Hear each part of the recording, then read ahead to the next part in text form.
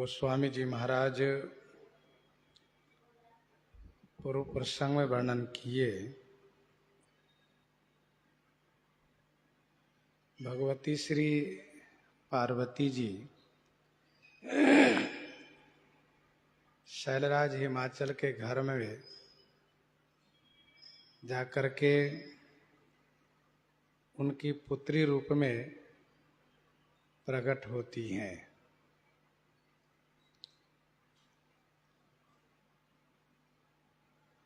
शैलराज हिमाचल के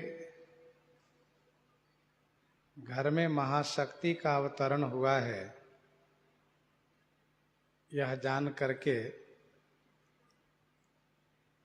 मुनियों ने हिमालय पर निवास किए हैं।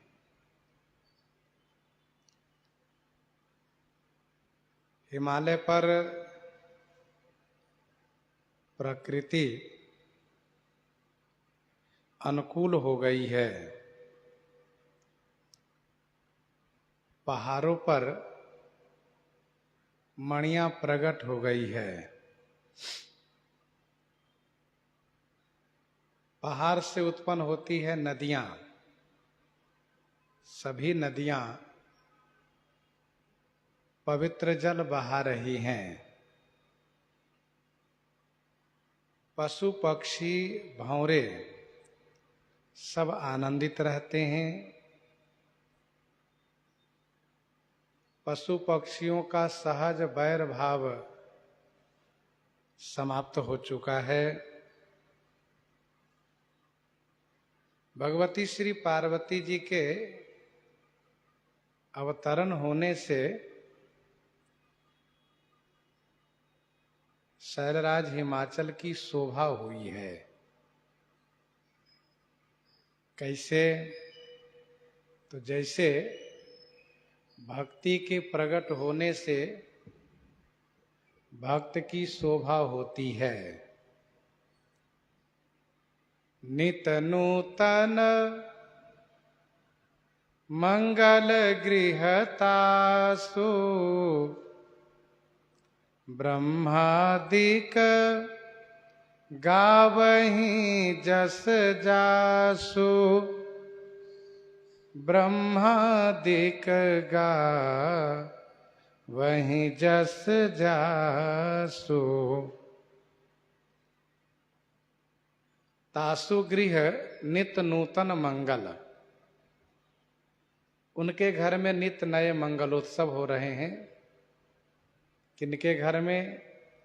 तो शैलराज हिमाचल के घर में तथा भक्ति युक्त भक्त के घर में।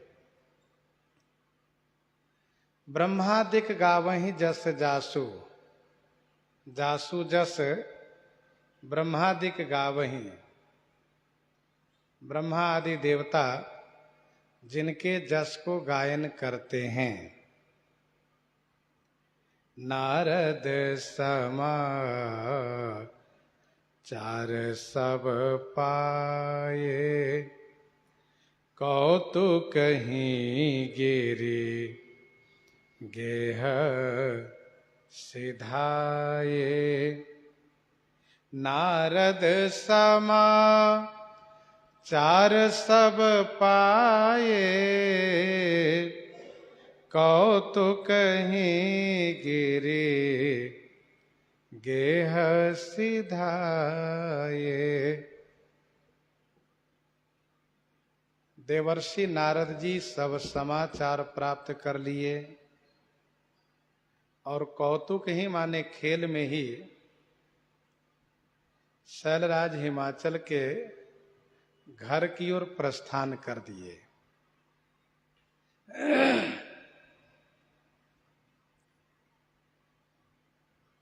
देवर्षि नारद जी संभवतः अन्यत्र कहीं विचरने के लिए गए थे, इसीलिए उन्होंने तब समाचार प्राप्त किया जब श्री पार्वती जी थोड़ी बड़ी हो गई हैं।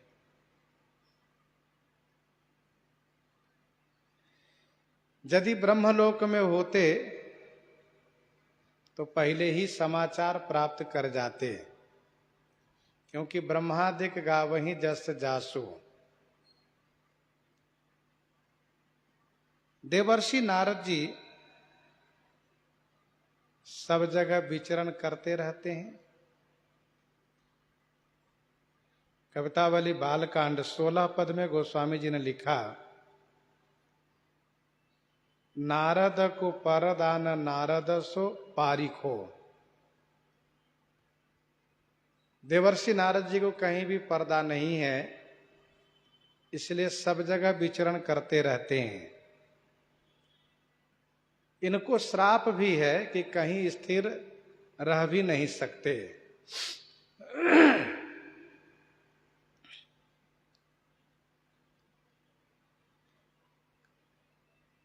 क्या समाचार पाए? यही कि जो भगवती श्री सती जी दक्ष के यज्ञ में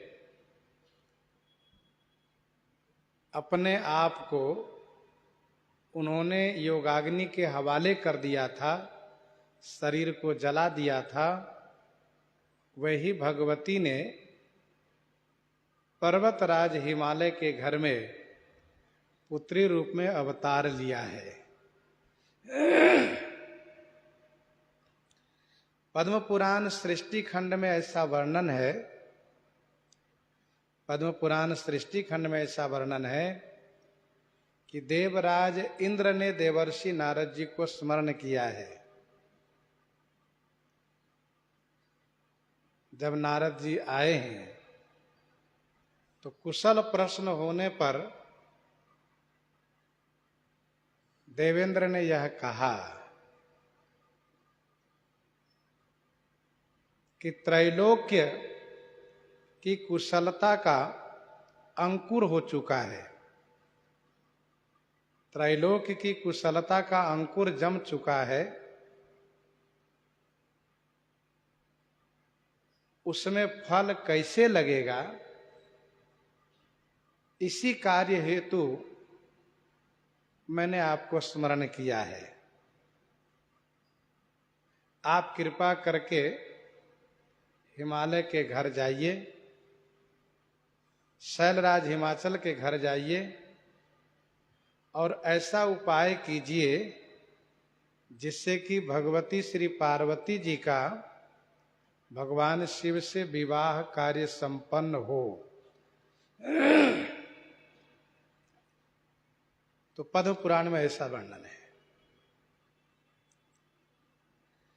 गोस्वामी तुलसीदास जी कहते हैं, देवर्षि नारद जी जैसे सब समाचार पाए, वैसे ही कौतुक ही माने खेल में ही शैलराज हिमाचल के घर की ओर प्रस्थान किए।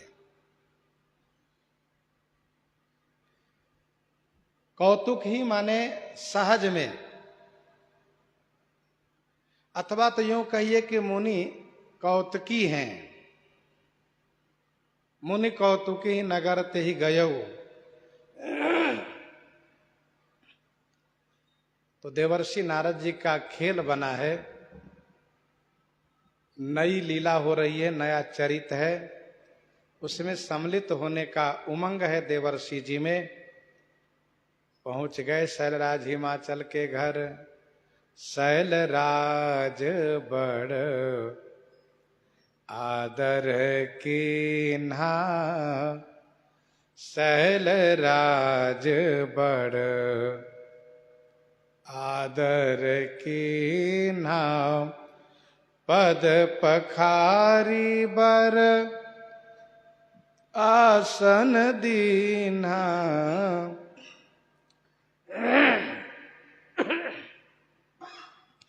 पद पखारी बर आसन दीन्हा, शैलराज बड़ आदर किन्हा, पद पखारी बर आसन दीन्हा।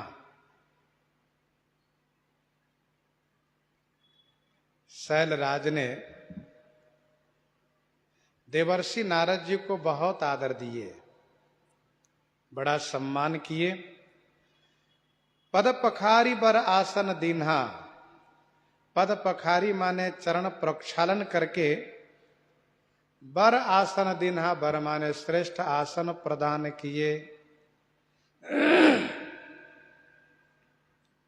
शैलराज बड़ आदर कीन्हा, पद पखारी बर आसन दीन्हा।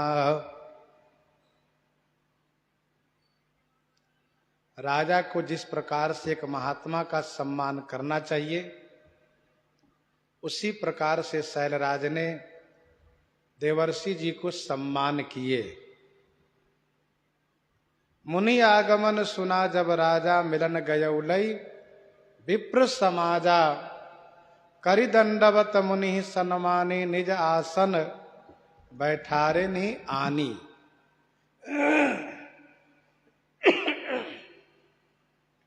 चरण पखारी किन अति पूजा, चरण पखारी किन अति पूजा। मौसम आजु धन्य नहीं दूजा। देवर्षि नारद जी का पद प्रक्षालन किए और श्रेष्ठ आसन पर बैठाए।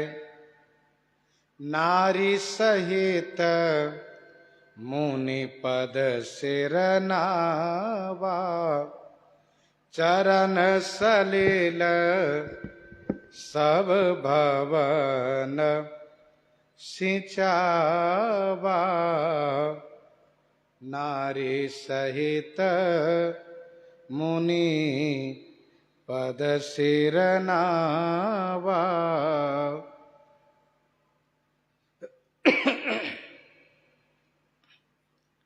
नारी सहित मुनि पद सिरुनावा, चरण सलिल सब भवन सिंचावा। नारी श्री मैना जी के सहित शैलराज ने मुनि के चरणों में प्रणाम किए। चरण सलिल सब भवन सिंचावा। उस चरण सलिल माने चरण के धोवन से, चरणोदक से सभी भवन को सिंचावा माने सिंचित किए।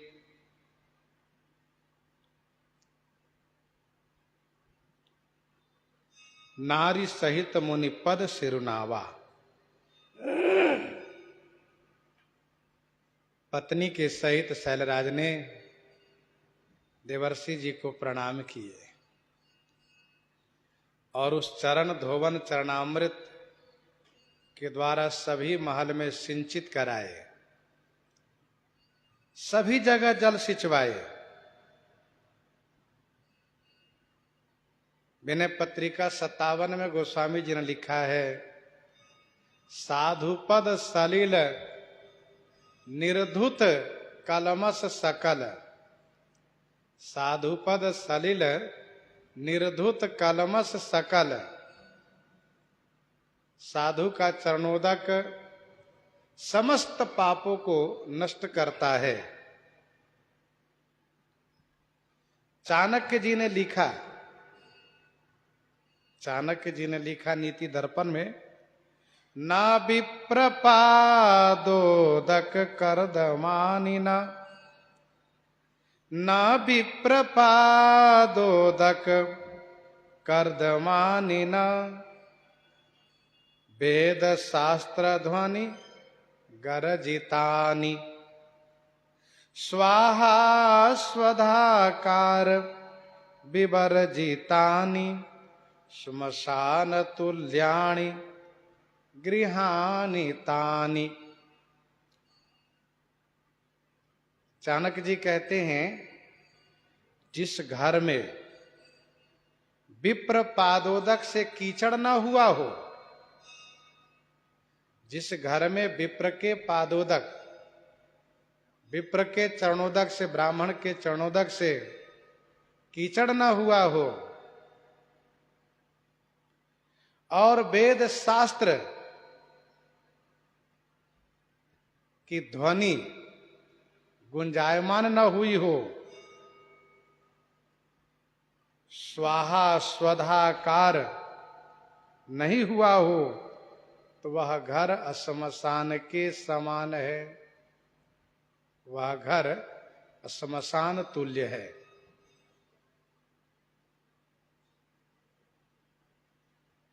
भाई उसको घुमाइए। पहले भी हमने मना किया था, गेट को बंद न करें, लोग भ्रम में पड़ जाते कैसे हमें। बस रहने दीजिए, मत बंद कीजिए।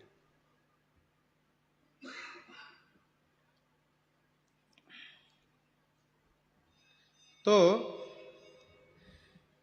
जिस घर में ब्राह्मण के संत के चरणोदक से कीचड़ न हुआ हो, वेद शास्त्र का पाठ न हुआ हो, स्वाहा स्वधा की ध्वनि गुंजायमान न हुई हो, वह घर भी कोई घर है क्या? वह घर घर नहीं, वह घर श्मशान है। ऐसा चाणक्य जी ने कहा। तो चरण सलिल सब भवन सिंचावा, और इसके बाद निज सौभाग्य बहुत गिरी बरना, सुता बोली मेली मुनि चरना। निज सौभाग्य बहुत गिरी बरना, सुता बोली मिली मुनि चरना। गिरी शैलराज हिमाचल ने अपने सौभाग्य को बहुत प्रकार से वर्णन किया है। अपने भाग्य की बड़ाई करते हुए सुता भगवती श्री पार्वती जी को बुला करके मुनि के चरणों में डाल दिया है। सुता बोली मेली मुनि चरना, मेली माने डालना।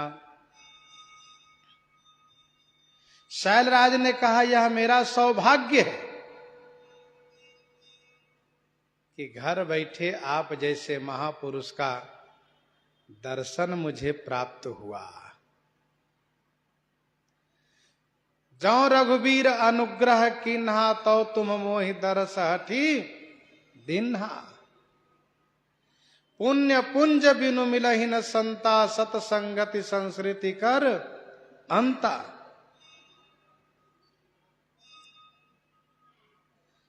अब मोहि भाव भरोसा हनुमंता, बिनु हरि कृपा मिलहि नहीं संता। जब भाग्य उदय होता है, भगवान की कृपा प्राप्त होती है, तब संत का दर्शन प्राप्त होता है। आजु धन्य मैं धन्य अति, यद्यपि सब विधिहीन, निज जन जानी राम मोहि संत समागम दीन। संत समागम दीन।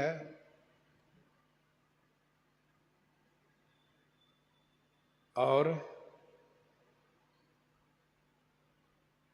श्री शैलराज हिमाचल ने अपनी पुत्री को बुला करके मुनि के चरणों में डाल दिए, प्रणाम करवाए।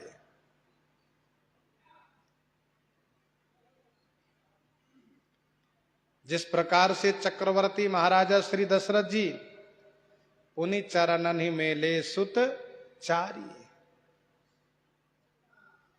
श्री विश्वामित्र जी पद सरोज मेले दो भाई, वैसे ही शैलराज ने सुता बोली मेली मुनि चरना।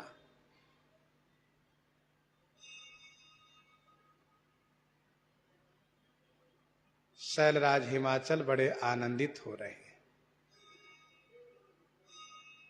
श्री पार्वती जी भक्ति स्वरूपा है, और भक्ति आने से भक्त के प्रति विशेष श्रद्धा उत्पन्न होती है।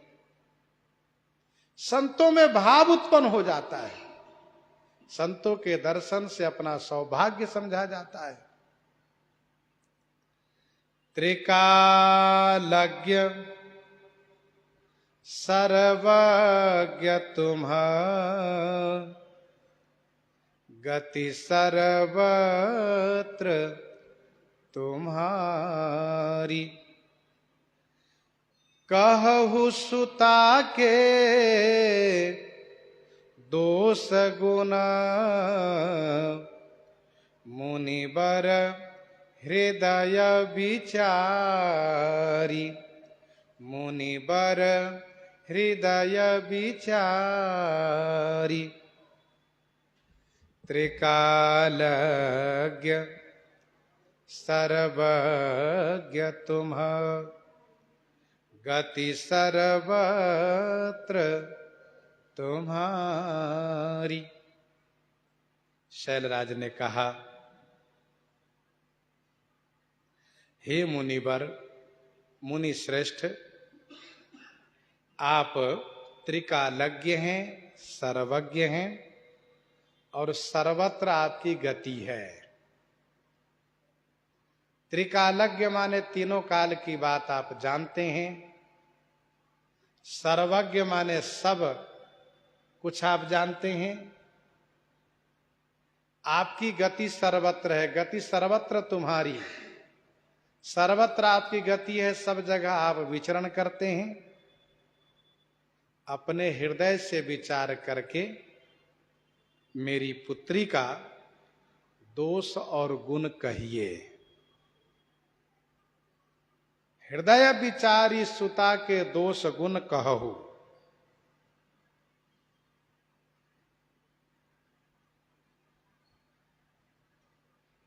शैलराज हिमाचल कहते हैं, हे मुनि श्रेष्ठ, आप त्रिकालज्ञ हैं। त्रिकालज्ञ माने तीनों काल की बात जानते हैं, भूतकाल, वर्तमान काल और भविष्य काल, तीनों काल की बात जानते हैं आप। देवर्षि नारद जी ने वर्तमान कहा, भविष्य भी कहा, लेकिन भूतकाल को अभी नहीं कहा। वर्तमान कहा, सुता तुम्हारी सकल गुण खानी। भविष्य कहा, होई है संतत पियहि पियारी। परंतु भूतकाल की बात अभी नहीं कहा। क्यों? इसलिए कि यदि अभी भूतकाल की बात कह देते हैं तो माता पिता को वात्सल्य सुख प्राप्त नहीं होगा। माता पिता को वात्सल्य सुख प्राप्त नहीं होगा। इसलिए समय आने पर वह भी कहेंगे, पूरब कथा प्रसंग सुनावा, मैं ना सत्य सुनहु मम बानी, जगदम्बा तब सुता भवानी। जनमी प्रथम दक्ष गृह जाई, नाम सती सुंदर तनु पाई, तहु सती शंकर ही विवाही। भूतकाल की बात कही वहां पर। सर्वज्ञ माने आप सर्वज्ञ हैं, सर्वशास्त्र ज्ञाता हैं, सामुद्रिक शास्त्र के ज्ञाता हैं, ज्योतिष शास्त्र के ज्ञाता हैं। एक संत ने कहा, सर्वज्ञ, सर्व माने शिव जी को भी आप जानते हैं। तो त्रिकालज्ञ सर्वज्ञ तुम्हारा, गति सर्वत्र तुम्हारी, आपकी गति सर्वत्र है, सब जगह आप विचरण करते रहते हैं। अतएव हे मुनि श्रेष्ठ, मेरी पुत्री का दोष और गुण आप सुनाइए। मेरी बेटी का विवाह कहाँ होगा, इनके वर कैसे हैं, कहाँ हैं, यह सब मुझे हमें सुनाइए। क्योंकि पार्वती मंगल 10 में गोस्वामी जी ने लिखा है, पार्वती मंगल 10 में गोस्वामी जी ने लिखा है, कुंवरी सयाने बिलो की मातु पितु सोचहि, पार्वती अनुरूप, श्री पार्वती जी के अनुरूप वर प्राप्त होंगे कि नहीं, इस बात को लेकर के चिंतित हैं। जैसे श्री चक्रवर्ती जी महाराज श्री राम के विवाह के लिए चिंतित थे, वैसे शैलराज हिमाचल, तो हिमाचल के शब्दों में संकेत है, हिमाचल के शब्दों में संकेत है क्योंकि आपकी गति सर्वत्र है, सर्वज्ञ हैं, त्रिकालज्ञ हैं। मेरी बेटी का दोष और गुण दोनों सुनाइए। शीलनिधि राजा ने जब अपनी बेटी विश्वमोहिनी को देवर्षि नारद जी के सन्मुख किया तो वहां पर कहा, कहु नाथ गुण दोष सब, यही के हृदय विचारी। पहले गुण का नाम लिया, तब दोष का नाम लिया। यहां पर शैलराज हिमाचल ने पहले दोष का नाम लिया, तब गुण का नाम लिया। इसका अभिप्राय यह है कि भगवती में दोष भी गुण हो जाता है, भगवती में, ईश्वरी में दोष भी गुण हो जाता है, और माया में गुण भी दोष हो जाता है।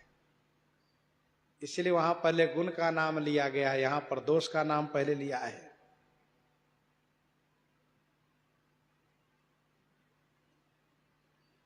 कह मुनि बिहसी गूढ़ मृदु बानी, कह मुनि बिहसी गूढ़ मृदु बानी, सुता तुम्हारी सकल गुण खानी, सुता तुम्हारी सकल गुण खानी, कह मुनि बिहसी गूढ़ मृदु बानी। मुनि देवर्षि नारद जी ने बिहसी माने हंसते हुए, गूढ़ माने रहस्यपूर्ण, और मृदु माने कोमल वाणी से कहा, शैलराज तुम्हारी सुता सकल गुण खानी, तुम्हारी पुत्री समस्त गुणों की खानी है। कह मुनि बिहसी गूढ़ मृदु बानी, सुता तुम्हारी सकल गुण खानी।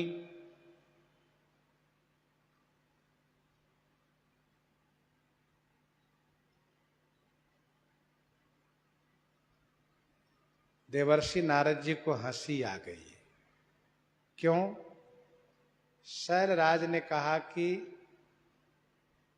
कहु सुता के दोष गुण।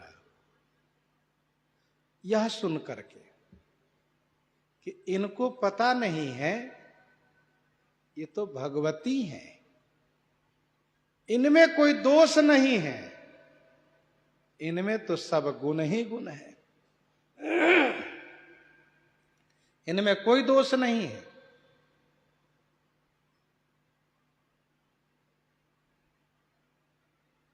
जिस प्रकार से किसी के पास रत्न हो और वह रत्न को नहीं पहचान पा रहा हो,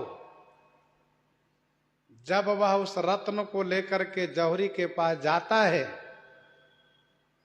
तो जौहरी उस रत्न के मूल्य को समझ करके हंसता है कि देखो यह रत्न इनके पास है, और इनको मालूम ही नहीं कि इसका क्या मोल है। सो वैसे ही शैलराज को मालूम नहीं है कि ये तो भगवती श्री पार्वती जी शिव शक्ति हैं। दूसरा भाव यह है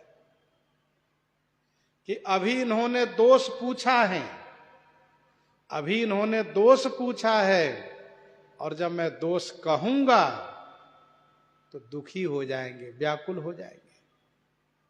गुण सुन करके तो प्रसन्न होंगे, लेकिन दोष सुन करके दुखी होने लगेंगे।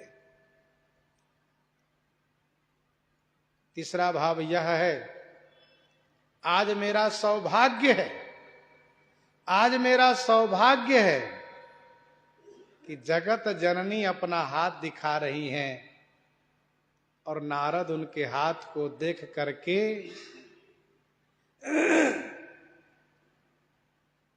उनके गुणों को वर्णन कर रहा है, इसलिए हंस रहे हैं। चौथा भाव यह है कि ये वो शक्ति हैं जो भव भव विभव पराभव कारिणी, विश्व विमोहनी स्ववश विहारणी। ये वे हैं जो इस समय में अवतार धारण की हैं, बालिका बनी है।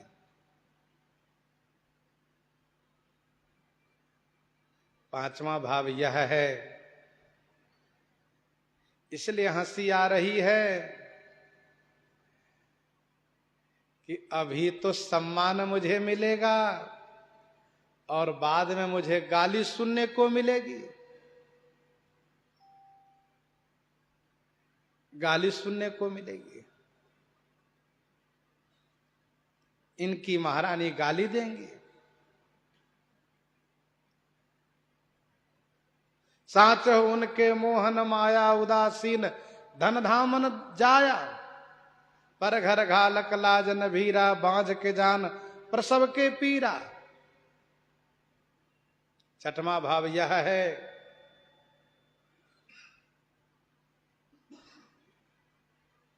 कि किसी की गई हुई वस्तु, किसी की खोई हुई वस्तु जब मिल जाती है तो देख करके वह प्रसन्न होता है, हंसता है, खुश होकर के हंसता है। देवर्षि नारद जी ने श्री सती जी को दक्ष के यज्ञ में जलते हुए देखा था, आज पुनः बालिका रूप में देखा तो प्रसन्न हो गए। इसलिए कह मुनि बिहसी गूढ़ मृदुबानी। गूढ़ माने रहस्य पूर्ण, जिससे कि भगवती श्री पार्वती जी तपस्या करके भगवान शिव को प्राप्त कर सके। ऐसी बात कहूं जिससे कि इनका ईश्वरत्व छुपा हुआ रहे। नारद जी ने कहा, आपकी बेटी समस्त गुणों की खानी है। समस्त गुणों की खानी कहने का भाव यह है कि सत रज तम तीनों गुण की खानी है। तीनों गुण की खानी है, प्रकृति स्वरूपा है, महामाया है, महान शक्ति है। और सुंदर सहज सुशील सयानी। सुंदर सहज सुशील सयानी। नाम उमा अंबिका भवानी। नाम उमा अंबिका भवानी। सुंदर सहज सुशील सयानी। सहज सुंदर है शरीर से, सुशील है स्वभाव से, और सयानी है बुद्धि से। सहज सुंदर है, ऐसा नहीं कि श्रृंगार करने पर इनकी सुंदरता प्रकट होगी। ये हमेशा सहज सुंदर रहेंगी। सुशील माने सुंदरशील स्वभाव के हैं, विनम्र स्वभाव के हैं। सुशीलता हमेशा इनमें बनी रहेगी। सुशील स्वभाव में आदर भाव रहता है। किसी का भी अपमान अपने द्वारा न हो, ऐसा प्रयास रहता है। ये सुशील स्वभाव का पहचान है। सबके प्रति स्नेह, सबके प्रति आदर, किसी को अनादर न हम करें। शील का स्थान नेत्र होता है, अर्थात नेत्र नम्र रहता है, नेत्र झुका हुआ रहता है। सुंदर सहज सुशील सयानी नाम उमा अंबिका भवानी। इनका नाम उमा, अंबिका और भवानी है। उमा नाम वर्तमान का है। उ माने शिव जी, मां माने लक्ष्मी, शिव जी की लक्ष्मी। उमा नाम नारद जी ने स्पष्ट किया। अंबिका नाम भूतकाल की है और भवानी नाम भविष्य काल का है। जगदम्बा है ये और भवानी भवपत्नी है। सब लक्षण संपन्न कुमारी, सब लक्षण संपन्न कुमारी, हो यही संतत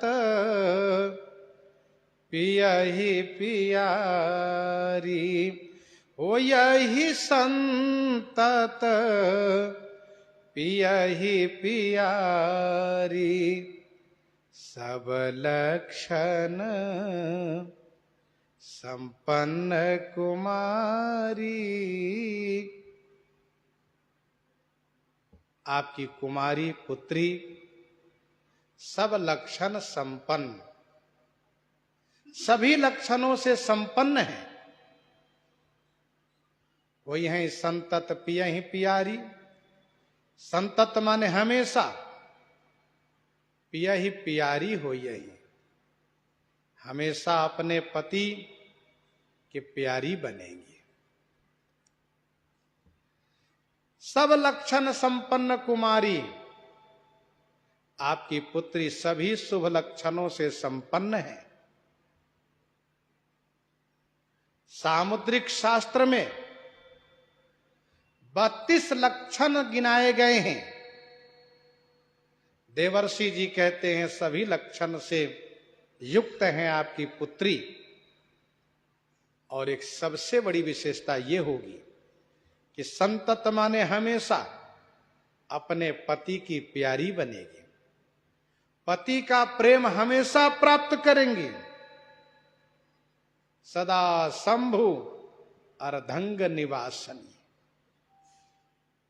हो यही संतत पियहि पियारी, सदा अचल यही करहि बाता, सदा अचल यही करहि बाता, यही तेजस पहिहि पितु माता, यही तेजस पहिहि पितु माता, सदा अचल यही कर अहि बाता,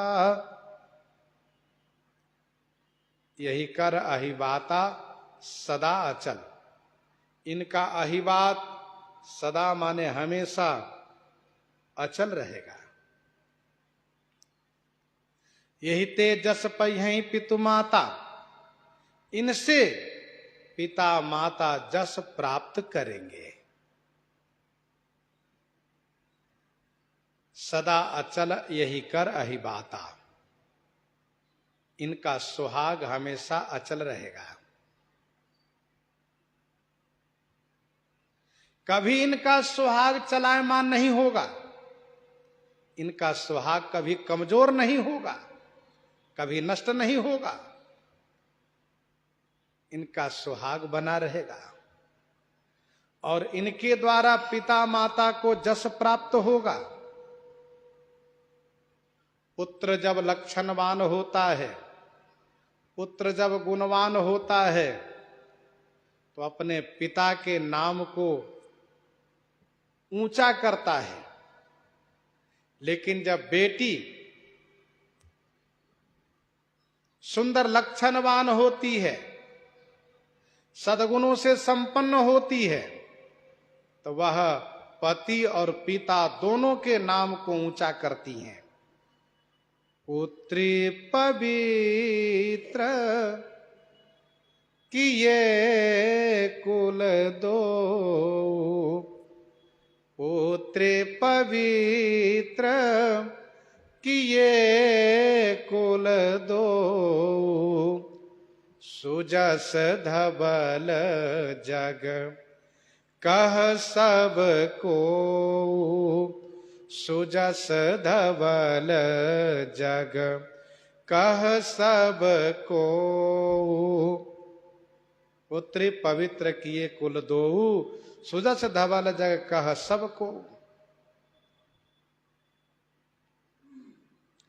जिन्हि बिरचि बड़ भयो विधाता, महिमा अवधि राम पितु माता।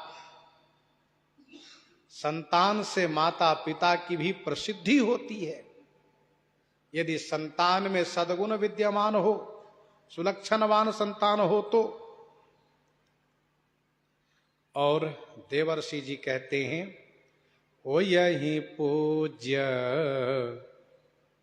सकल जग माही, यही सेवत कछु दुर्लभ नाही।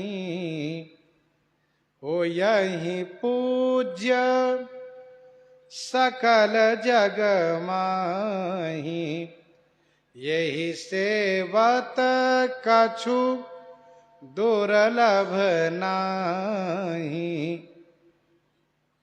वो यही पूज्य सकल जग माही, सकल जग माही माने संपूर्ण जगत में पूज्य बनेंगे। यही सेवत कछु दुर्लभ नाही, इनकी सेवा करने से कुछ भी दुर्लभ नहीं होगा, कुछ भी अप्राप्त नहीं होगा, कुछ भी कठिन नहीं होगा। हो यही पूज्य सकल जग माही, यही सेवत कछु दुर्लभ नाही। तीनों गुण वाले इनकी पूजा करेंगे, चाहे वो सतोगुण वाले हों, रजोगुण वाले हों या तमोगुण वाले हों, संपूर्ण जगत में पूज्य होंगे। और इनकी सेवा करने से कुछ भी जगत में अप्राप्त नहीं रहेगा, सब कुछ प्राप्त होगा। सेवत तो ही सुलभ फल चारी, वरदायनी पुरारी पियारी, वरदायनी पुरारी पियारी।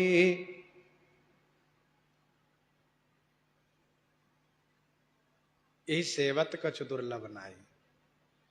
और शैलराज यही कर नाम, यही कर नाम सुमिरी संसारा,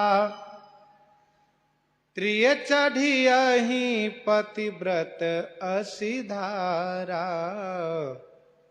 यही कर नाम सुमिरी संसारा, त्रिय चढ़ियहि पतिव्रत असिधारा। संसार में इनके नाम को स्मरण करके, संसार में इनके नाम को स्मरण करके, त्रिय माने स्त्री, पतिव्रत धर्म रूपी, असी धारा माने तलवार की धारा पर चढ़ेंगी। अर्थात इनको स्मरण करके फिर पतिव्रत धर्म को पालन करेंगे। यही कर नाम सुमिर संसारा, त्रिय चढ़ियहि पतिव्रत असिधारा।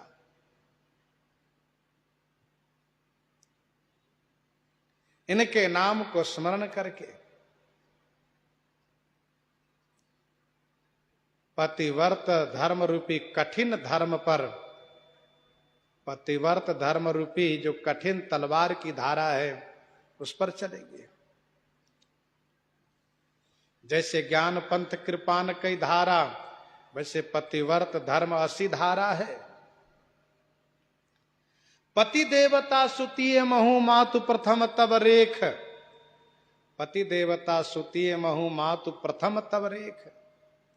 महिमा अमित न सकहि कही सहस शारदा शेष।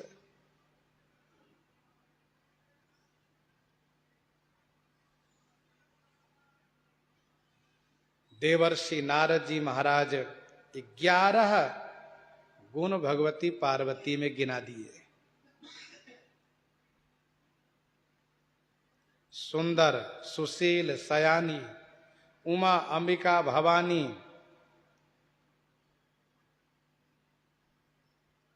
और वही है संतत पिय ही पियारी, सदा चल यही कर यही बाता, यही तेजस पई है पितुमाता, होई है पूज्य सकल जग माही, यही सेवत कछु दुर्लभ नाही, और यही कर नाम सुमिरि संसारा, प्रिय चढ़ी है पतिव्रत सिधारा।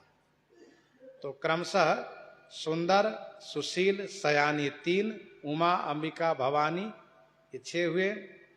संतत पिय ही पियारी 7, सदा चल यही कर यही बाता 8, यही तेजस पई है पितुमाता 9, होई है पूज्य सकल जग माही, यही सेवत कछु दुर्लभ नाही 10, और यही कर नाम सुमिरि संसारा, प्रिय चढ़ी है पतिव्रत सिधारा 11। 11 गुण गिनाने के बाद कहा शैल सुलक्षण, शैल सुलक्षण सुता तुम्हारी, सुनहु जय अब गुण दुई चारी, सुनहु जय अब गुण दुई चारी।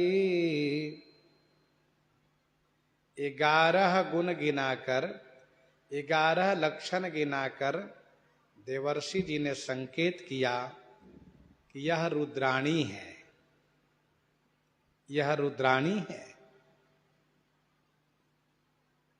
और कहा हे शैलराज, तुम्हारी सुता सुलक्षण है, सुंदर लक्षणवान है। अब जो 2-4 अवगुण हैं उसको सुनो। अब जो 2-4 अवगुण है उसे सुनिए आप। ज्योतिष शास्त्र के जो विद्वान होते हैं उन ज्योतिषियों का यह नियम है, उन ज्योतिषियों का नियम है कि पहले गुण वर्णन करेंगे, बाद में दोष सुनाएंगे। नियम भी है कि अच्छी बात पहले कहो, बुरी बात बाद में। दूसरा यह है कि यदि पहले दोष सुना देते तो फिर लक्षण कौन सुनता, व्याकुल हो जाते। जैसा कि आगे वर्णन है, व्याकुल हो गए। देवर्षि जी ने कहा सुनहु जे अब गुण दुई चारी, 2-4 जो अवगुण है उसे सुनिए आप।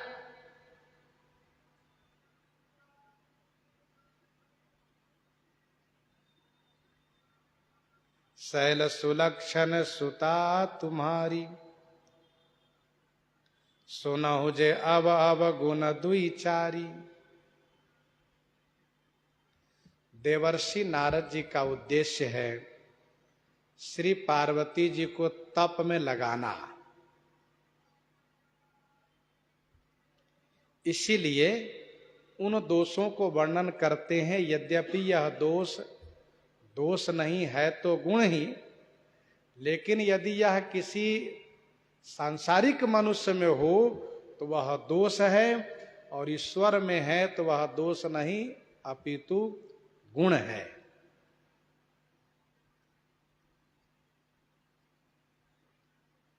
दुई चारी यह कहने का मुहावरा है। जैसे यह सपना में कहो पुकारी, वो यहीं सत्य गए दिन चारी, दिन 10 गए बाली पहिजाई, बूझो कुशल सखाउर लाई।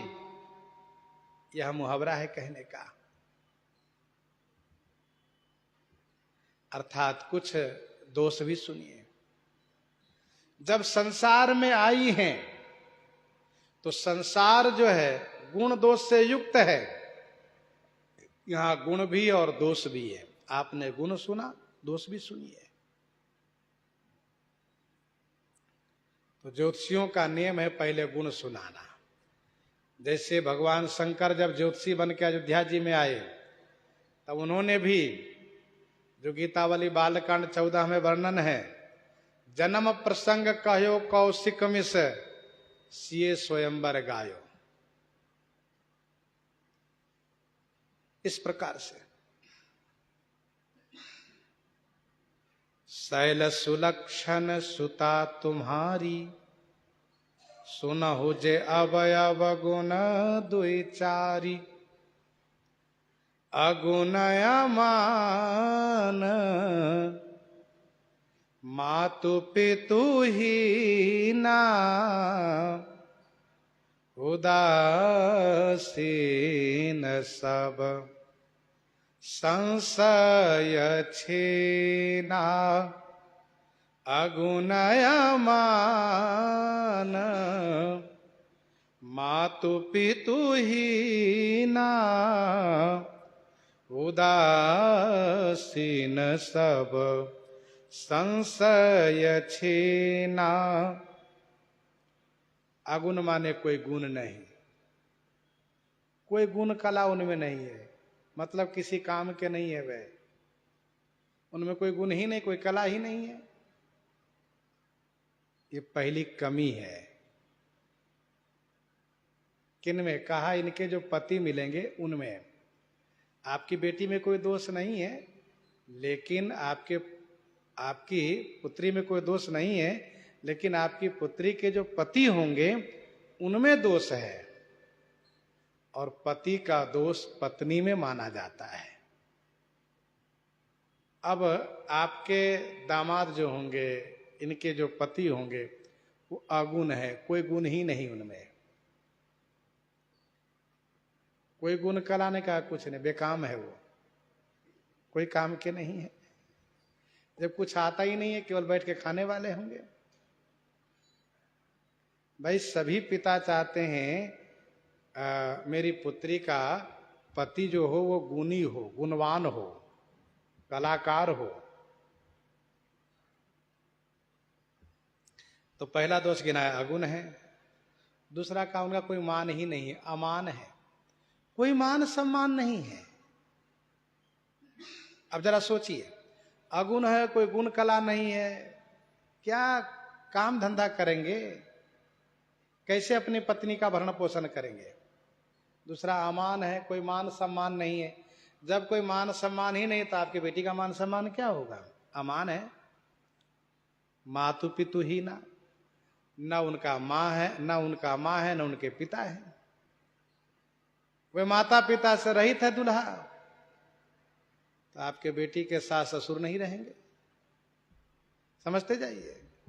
न कोई गुण कला है, न कोई मान सम्मान है, न माता पिता है। उदासीन, उदासीन, सबसे उदासीन रहने वाले हैं। ये तो बाबा लोगों का लक्षण है, ये सब उदासीन रहना। ये उदासीन है, कोई मतलब नहीं, कोई प्रयोजन किसी से नहीं रखते, उदासीन है। सब संशय छीना, सभी संशय से छीना मन रहित है, अर्थात कोई संदेह नहीं मन में रखते, बेफिक्रा है। सब संशय छीना का मतलब बेफिक्रा, कोई फिक्र चिंता उनमें नहीं है। और क्या है? कहा जोगी जटिल, जोगी है, जटिल जटाधारी है। अकाम मन, उनका मन अकाम माने निष्काम है। उनके मन में कोई कामना ही नहीं, कोई इच्छा ही नहीं होती है। नगन, नगन है, निर्वस्त्र रहते। जब अपने वस्त्र नहीं पहनते तो सोचिए फिर पत्नी के लिए क्या व्यवस्था करेंगे। जोगी है, योग में लगे रहते हैं, जटाधारी हैं, जब स्वयं तेल साबुन नहीं लगाते हैं तो पत्नी के लिए तेल साबुन का व्यवस्था क्या करेंगे? अकाम मन, निष्काम मन, कोई कामना ही नहीं है, कोई इच्छा ही नहीं होती है। नगन है, निर्वस्त्र रहते हैं, अमंगल वेश। 11 अवगुण गिना दिए। अगुण, अमान, माता पिता हीना, उदासीन, सब संशय छीना, जोगी, जटिल, अकाम मन, नगन, अमंगल वेश। ये 11 है अमंगल वेश। देवर्षि जी कहते हैं, शैलराज अस स्वामी यही कहाँ मिलही, परिहस्तयसि रेख। अस स्वामी यही कहाँ मिलही, परिहस्तयसि रेख। ऐसे स्वामी इनको आकर के यहीं मिलेंगे, आपको ढूंढना नहीं पड़ेगा ऐसे वर को, ये खुद आके मिलेंगे। आज स्वामी यही कहाँ मिले हैं, परिहस्तयसि रेख। इनके हस्त में, इनके हस्त में, इनके हाथ में, इनके हाथ में ऐसी रेखा परी हुई है। शैलराज, मैंने वही कहा जो इनकी भाग्य रेखा बनी हुई है। मैंने कोई अपनी ओर से न घटा कर कहा न बढ़ा कर कहा। वैसे आपकी पुत्री तो सर्वगुण संपन्ना है, शैल सुलक्षण सुता तुम्हारी, लेकिन आपके जो जमाता होने वाले हैं उनमें ये 2-4 अवगुण है, और ये अवगुण बहुत भारी है। ऐसे पति से पत्नी को कोई सुख नहीं मिल पाएगा। लेकिन अब हम कर क्या सकते हैं? अस स्वामी यही कहाँ मिलही, परिहस्तयसि रेख।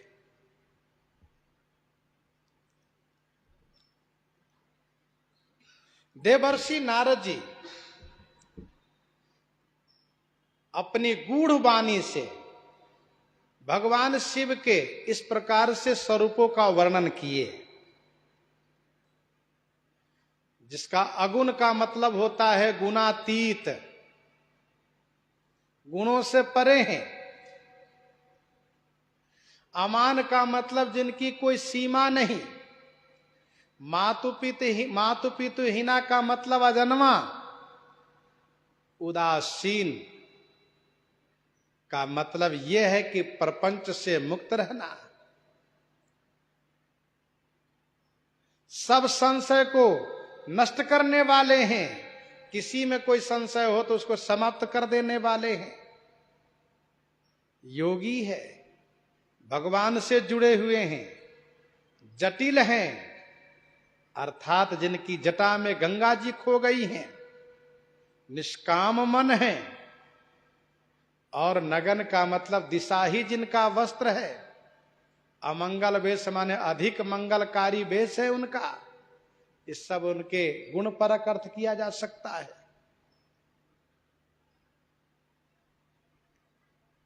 श्री नारद जी ने इसलिए ऐसा कहा जिससे कि शैलराज हिमाचल चाहेंगे कि ऐसे पति मेरी पुत्री को न मिले, इसके लिए कोई उपाय बताइए। तो उपाय यही मैं कहूंगा कि आपकी पुत्री तपस्या करेंगी तो ऐसे पति इनको नहीं मिलेंगे। मुख्य उद्देश्य है श्री पार्वती जी से तप करवाना, जिससे भगवान शिव से इनका विवाह हो। इसलिए इस प्रकार से कहा मुनि भी से गूढ़ मृदुबानी सुता तुम्हारी सकल गुण खानी वर्णन किए हैं। प्रसंग को हम आप यहीं पर हृदयांगम करते हैं। आइए श्रवण करते हैं श्री भक्तमाल जी से।